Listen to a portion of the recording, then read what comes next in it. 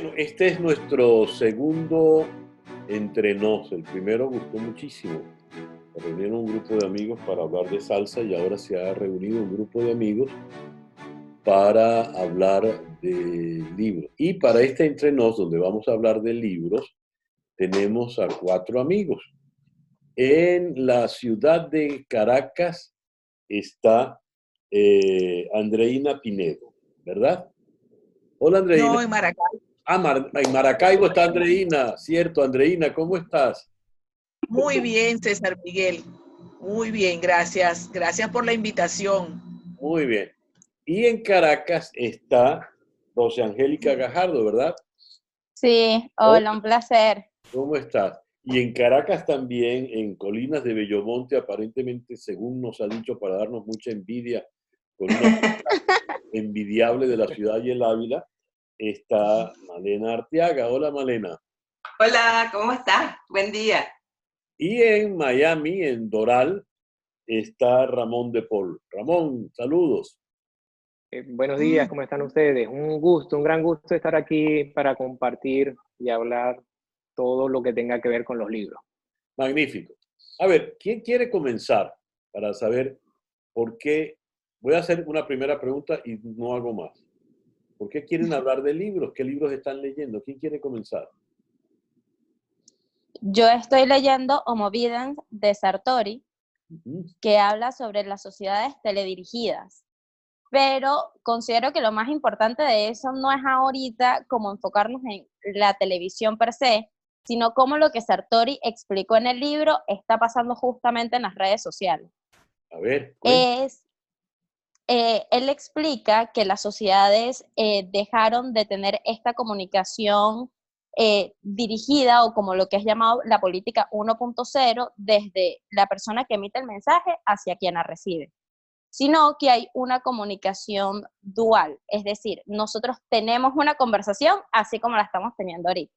Yo le puedo decir a Malena algo y ella igual me va a responder. Entonces, él explica que toda la sociedad cambia ahora su dinámica a la hora de recibir ese mensaje. Y lo que llevo hasta el libro me parece increíble porque se mezcla mucho también con mi libro favorito, que es La rebelión de las masas de Ortega y Gasset, en cuanto al comportamiento de la sociedad.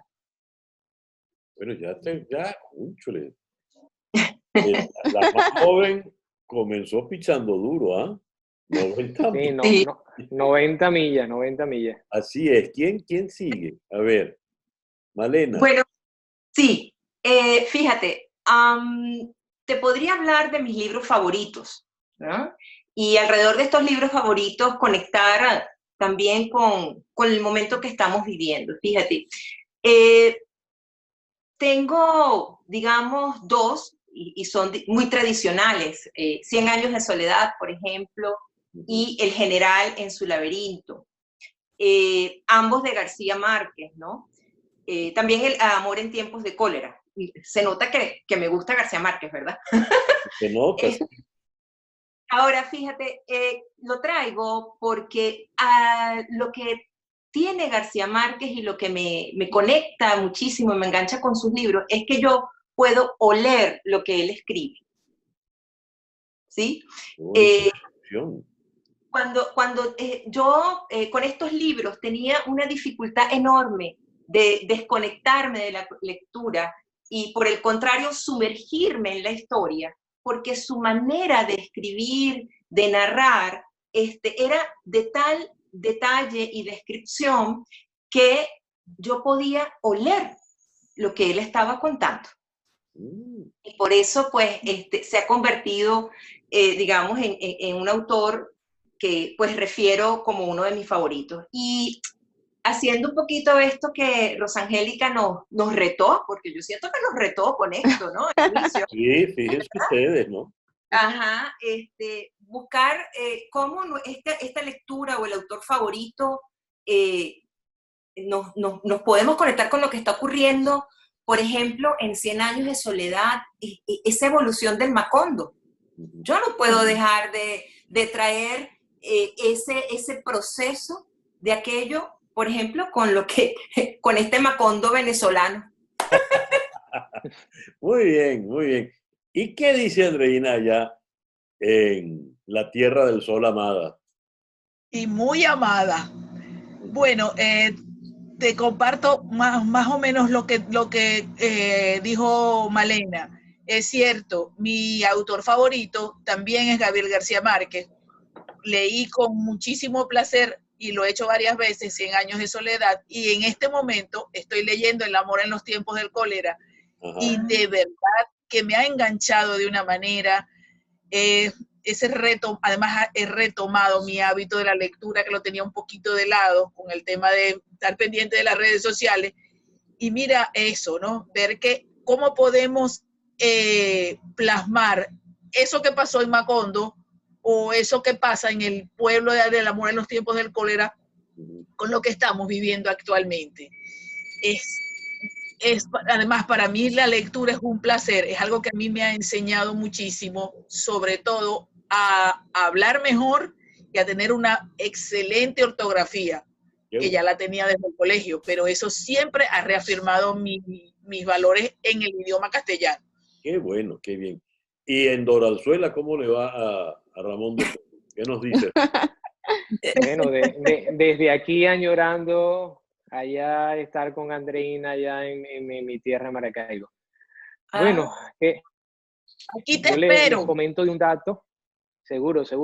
Les comento de un dato, mi hija mayor se llama Amaranta y mi segundo hijo se llama Gabriel. O sea, hay algo por allí relacionado con el autor. Esto es el club de fanáticos de García Márquez. Sí, cómo no. Yo creo que todo latinoamericano que se respete tiene que leer 100 años de soledad como mínimo, ¿no? Fíjate, a mí en lo particular, cuando llené el formulario de la invitación a este conversatorio, a esta conversa, decía que qué libro me gustaba, ¿no? El libro favorito. Yo puse La hojarasca, es un cuento, la primera novela de García Márquez. La volví a leer hace poco tiempo, por supuesto, me llevó nuevamente a ese tiempo mágico de la niñez del Gabo con su abuelo. Pero en realidad no es el libro que más me guste de García Márquez, ¿no? Inclusive, como él mismo decía, recuerdo que Plinio Apuleyo Mendoza, su gran amigo, lo entrevista en un libro, El olor de la guayaba, y le pregunta al Gabo, mira, ¿cuál es tu mejor novela? Y él dice, El otoño del patriarca. Y cada vez que le preguntaban, de las pocas entrevistas que él dio, él siempre decía, el coronel no tiene quien le escriba. Pero por supuesto, es como que el peso de 100 años de soledad es como que muy, muy grande. Pero, en fin, 100 años de soledad es como que la gran novela, la novela que arropa todo. A mí me pasa con 100 años de soledad, dentro de las cuantas veces que la he leído, bueno, que yo empiezo a leerla y me transporto cuando yo estaba chiquito en casa de mi bisabuela, con mi abuela, cuando yo dormía en la hamaca, cuando mi abuela se sentaba a mi lado, mi bisabuela, a rezar el Padre Nuestro y a rezar el Ave María. Y bueno, y todas esas cosas mágicas que yo creo que eso es el gran aporte de esa novela, que es una novela como que universal. Cualquiera de nosotros nos lleva a esos tiempos de la niñez con nuestros abuelos, ¿no? Iba a decir, Rosalía, porque tú eres la única que no es García Marquina aquí. No, justamente iba a intervenir sobre 100 años de soledad, porque a mí lo que me pasó cuando lo leí fue que primero tuve obviamente que hacer el mapa, porque para mí se me hizo imposible leerlo sin entender cuántos había. Pero sí, cuando lo leyeron la segunda vez, y la pregunta va obviamente para todos, ¿no sintieron que descubrieron más detalles? Porque sí. yo sentí que como que la primera vez que lo leí estaba como identificando. Y al final, obviamente, no voy a hacer spoiler, pero me generó como, bueno, lo quiero volver a leer. Spoiler con 100 años de soledad. Bueno, después lo ve con el rabo. No hay problema. Sentí que fue como, lo necesito leer otra vez. Pero cuando lo leí de nuevo, como que comencé a reconocer o a entender mucho más. No sé si la primera vez para ustedes, quizás leyendo 100 años de soledad fue de la misma forma. Sí.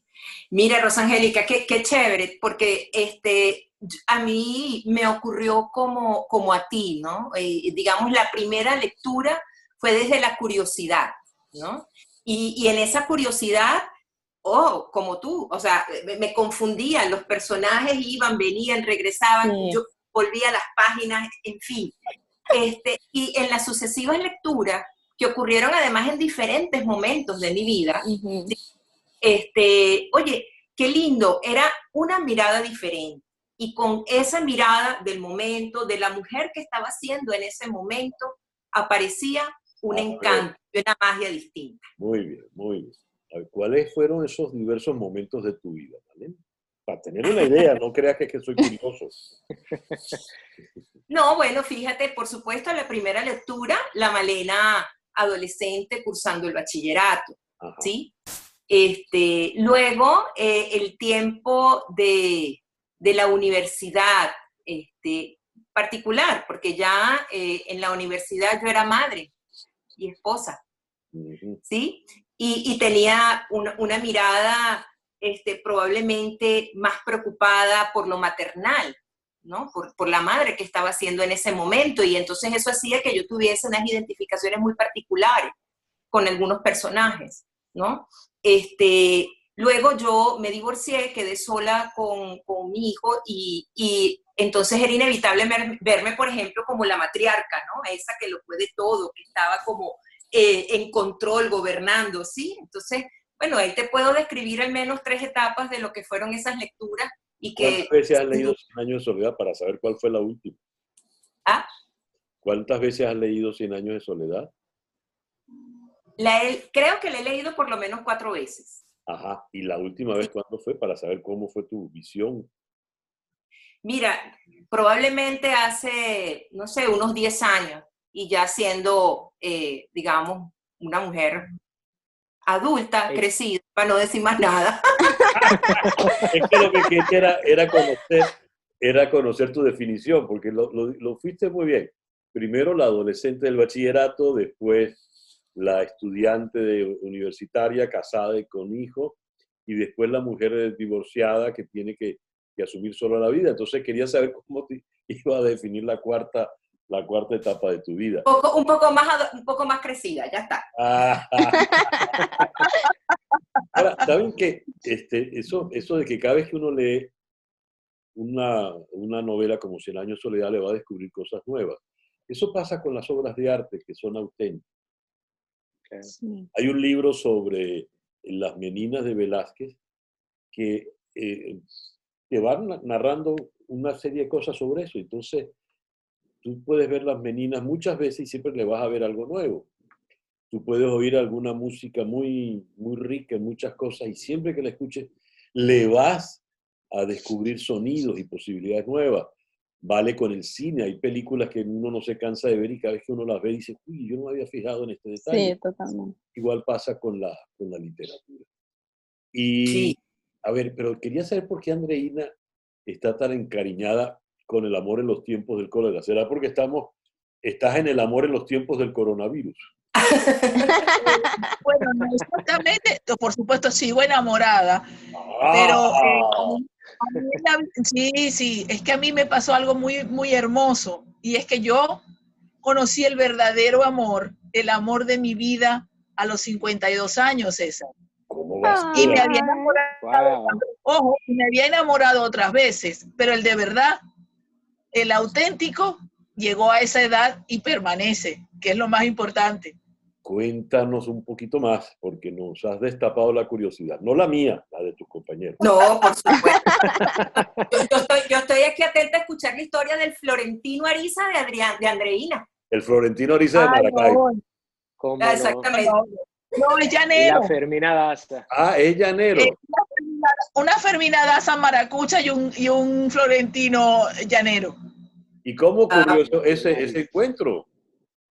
Bueno, eso sí es una historia, porque nos conocimos aquí en Maracaibo y después nos reencontramos por las redes, para que tú veas.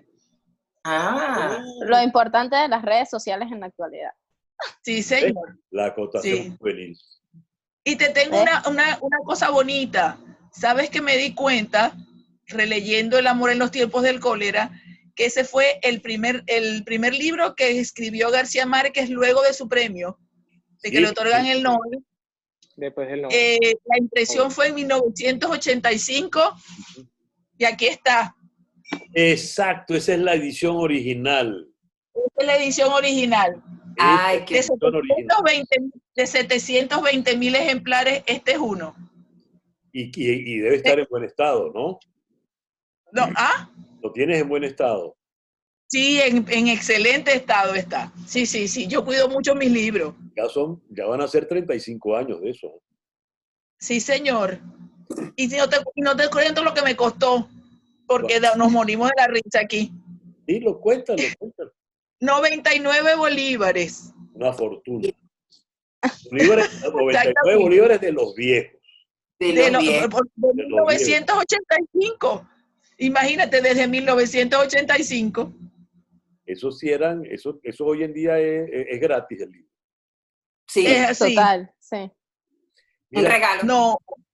¿Sabes qué? Sí. Lo interesante del amor en los tiempos del cólera es que escribir de amor, bueno, casi todas las historias son historias de amor, siempre, en definitiva, ¿no? Pero por lo general se escribe el amor de los jóvenes, porque el amor de los jóvenes es bonito. Es bonito ver a los jóvenes ilusionarse, besarse.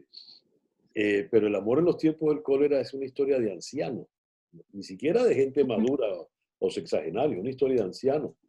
Sí. A los ancianos la cosa es distinta, ¿no? Pero como uno vive a plenitud hasta el último día, uno de los grandes méritos de esa novela de García Márquez es que se atrevió con unos ancianos y le quedó de verdad... Bellísimo. Esa, les confieso, es mi favorita de la de García Márquez. Ah, mira. Sí, señor, eso lo confieso. Oye, Bueno, Ramón tiene rato callado. Sí, no, yo estoy escuchando, muy atento. De los favoritos míos de García Márquez es El general y su laberinto. De verdad que debo confesar que es un libro que me trajo un reencuentro con Bolívar, ¿no? Yo tenía a Bolívar como muy apartado, un Bolívar que desde el colegio nos los pintaban como la persona sin errores, ¿no? Muy alejado a uno. Y después de leer El general y su laberinto, tuve mucho más cercanía con ese Bolívar humano, ese Bolívar cercano, ese Bolívar idealista, pero que tú podías estar, como lo pintó Gabo, lo podías estar cerca de él, ¿no? Y ojo, no soy muy amigo de los héroes militares, pero Bolívar es como que clase aparte, ¿no? Entonces, de verdad que al leer El general y su laberinto hubo en mí ese reencuentro. Pero es indudable, ¿no? Que la escritura de García Márquez es algo que nos representa. Es una escritura de muchas imágenes. Yo como fotógrafo, puedo estar haciendo fotografía. Sí, soy fotógrafo profesional. De hecho, profesor de fotografía allá en la Universidad del Zulia, en la Escuela de Periodismo. ¡Qué bueno! Sí. Bueno, ahora aquí en Miami sigo ejerciendo la fotografía autoral, ¿no? Y bueno, y algo que siempre he hablado yo con mis alumnos es, hago un ejercicio. Les fotocopio los cuentos cortos de García Márquez, cuentos de 5 o 6 páginas. Y a partir de esos cuentos, entonces, que hagan las imágenes. ¿Ves? Salimos a hacer fotografía desde el cuento. Porque siempre he pregonado que para ser un buen fotógrafo, para tener esa profundidad, esa potencia en una imagen, tú tienes que haber leído, no sales de la nada. Ya. Sí, totalmente. Oye, mira, Ramón es fotógrafo y Floralicia ha buscado aquí algunas de sus fotografías maravillosas. Sí. Y me gustaría saber bueno. a qué se dedica Rosangélica. No, pero muéstranos la fotografía. A ver, aquí están las fotografías, a ver si las pueden ver. Sí. Ya yo sigo a Ramón en Instagram. En Instagram, yo también. Ya he visto tu trabajo, está Muy chévere. bien. ¿Y Rosangélica a qué se dedica? Yo soy coordinadora de comunicaciones en Defiende Venezuela, una ONG acá que lleva denuncias de violaciones de derechos humanos a organismos internacionales, y me gradué de politólogo en la URO. Cónchale, de allí. Por eso mi amor Pásale bien al gargo, a Dios. Sartori. Por eso la cinta y la densidad que estaba hablando. Sí. O sea que estudiaste en Maracaibo, Rosangélica. Sí, estudié en Maracaibo. Yo hice toda mi universidad allá, nací allá, sin embargo me crié en Mérida. Entonces, Una siento combinación. siento que soy más de Mérida que de Maracaibo, pero bueno, al finalizar mi universidad me vine para acá con Defiende Venezuela y ahorita estoy en Caracas. Bueno, el acento te delata. Estás más cerca de Mérida de Maracaibo, porque el acento de Andreina te va a decir que está en el corazón de Maracaibo. Andreina habla desde el Saladillo prácticamente. Sí. Andreina, ¿y a qué te dedicas tú que no sabemos? Bueno, yo también me gradué de politóloga en la URU, pero hace muchísimos años. Yo me gradué en 1982, pero actualmente me dedico a la asesoría externa en el área de seguridad y salud laboral. Hice una especialización hace 12 años y desde entonces trabajo en esa área, que me encanta además. Estoy totalmente enamorada de mi trabajo. Excelente. ¿Y Malena a qué se dedica? Bueno, fíjate, yo soy consultor en el área de desarrollo de talento para las organizaciones. Mi profesión es licenciada en Relaciones Industriales de la Universidad Católica Andrés Bello.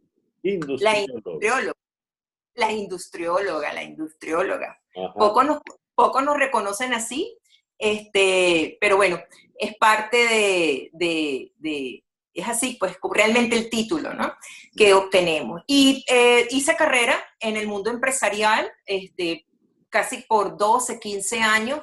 Sin embargo, pues bueno, encontré desde el lado de la consultoría. Yo fundé una compañía con mi esposo hace 15 años aproximadamente. Y bueno, desde ahí hemos desarrollado una plataforma de servicios orientada a justamente asesorar las organizaciones en temas de talento. Yo soy un poco intrépido, por razones profesionales de oficio. Es decir, yo me metí a este oficio para poder preguntar entrepitura. ¿Este esposo es nuevo o es el mismo que ya no está? No, es la segunda administración. Esta es lo que llaman la segunda administración. Ah, perfecto. Magnífico. Seguro si te lees ahorita 100 años de soledad, lo ves de es otra administración. Otra administración, otra gerencia, otro gobierno. Bueno, Malena, tienes tarea, tienes que volver a leer 100 años de soledad con esta compañía para que nos des la nueva lectura. Yo creo. César, yo te conocí en el 2016 cuando fuiste a la URO.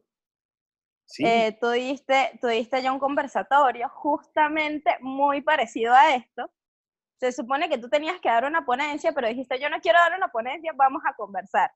Entonces nos daban el micrófono y me acuerdo que en esa vez me explicaste el cambio de la sociedad cuando entraba al metro de Caracas y me decías que el exterior podía ser un desastre, pero cuando la gente entraba al metro era un comportamiento totalmente distinto. Y bueno, con base a eso, no tienes idea de cuántas veces utilicé esa intervención en mi salón de clases. Muchísimas, mucho, porque bueno, desde la ciencia política también tomamos en cuenta lo que es el comportamiento de la sociedad, porque con base a eso parten ciertos análisis, es gran parte de los análisis políticos que se hacen. Y cuando me leí mi libro favorito de La rebelión de las masas, también me llegó a la memoria como ese ejemplo, porque creo que es una forma de ver cómo las sociedades sí se adaptan y cómo muchas veces damos cosas por sentado, pero el comportamiento sigue estando marcado de acuerdo a la época en la que tú estás viviendo. Nos está quedando poquito tiempo, pero ¿por qué? Digo eso para que seamos más cortitos. ¿Por qué La rebelión de las masas del maestro Ortega y Gasset es tu libro favorito? Porque para mí no hay una forma, honestamente, de poder entender cómo va a ser una dinámica política sin entender cómo están las sociedades en sí. Y este libro, a pesar de que se escribió en 1929 y ni siquiera salió como libro, salió como reseña. Y era una recopilación de artículos del original. Ajá, sigue estando vigente y la gente lo vio mal en su momento. Pero ahorita, si hay que tomarse el tiempo para leerlo, por ejemplo, él decía que no es natural del hombre del siglo XX irse a una guerra y que si lo tuviese que hacer, lo haría por una necesidad, pero no estaría mucho tiempo en eso, mientras que eso no pasaba en otras épocas. Entonces, yo creo que ahí entendemos la política del 2014, del 2017, la actual, y las sociedades pueden ser mal juzgadas, pero con este libro podemos entender a dónde llegamos. Ustedes entienden que por qué cuando a mí me llevan para que yo dé una charla en una universidad, yo prefiero decir, no, yo no quiero hablar, yo quiero que hablen a ver si yo aprendo algo. Por eso me resultó mucho mejor eso. Ya estamos. No, miren, yo quisiera comentarles algo, ¿no? Hay un ensayo de Vargas Llosa sobre García Márquez, ¿no? Historia de un deicidio. Él decía que García Márquez, sí, exactamente, la historia de un deicidio. Él decía, lo voy a leer, ¿no? Para no equivocarme. Él dedicará su vida a desmentir a la realidad, a suplantarla con otra que creará a su imagen y semejanza del modelo de sus ilusiones y recuerdos. Eso es algo bien bonito, ¿no? Porque cuando él regresa a Aracataca con su mamá, él vio otro pueblo, algo así como Cinema Paradiso. Entonces él vio otro pueblo, entonces él crea una nueva realidad de los recuerdos que él tiene cuando él es pequeño, cuando él era pequeño. Entonces por eso toda esa gran magia que tiene esa gran novela de 100 años de soledad. Tú sabes que yo quiero aprovechar esto que está diciendo Ramón y escuchando un poco, bueno, esto que nos dijo Rosangélica, un poco para entregarles lo siguiente, ¿no? Que parte de mi aprendizaje y lo que yo vengo observando, ¿no? Y es que la realidad es la construcción que cada quien hace de lo que está observando y la interpretación, ¿no? Entonces, qué importante es que nosotros responsablemente nos hagamos cargo de incorporar cada vez lo que nosotros llamamos distinciones, información, que dé cuenta de que estamos construyendo la realidad de la forma más cercana a cómo los hechos ocurren, ¿no? Nos acabó el tiempo. Los quiero mucho, de verdad. Siento que estoy muy cerca de ustedes. Gracias por tanto cariño y por contribuir a este Entre Nos. Ramón, Andreina en Maracaibo, Ramón en Doral, Malena en Caracas y Rosangélica también en Caracas. Gracias de verdad y que Dios los bendiga. Agradecidos por ustedes. Muchísimas gracias. Mucho conocer. Un gran placer. Un placer haberte conocido y a todos ustedes. Un regalo. Chao.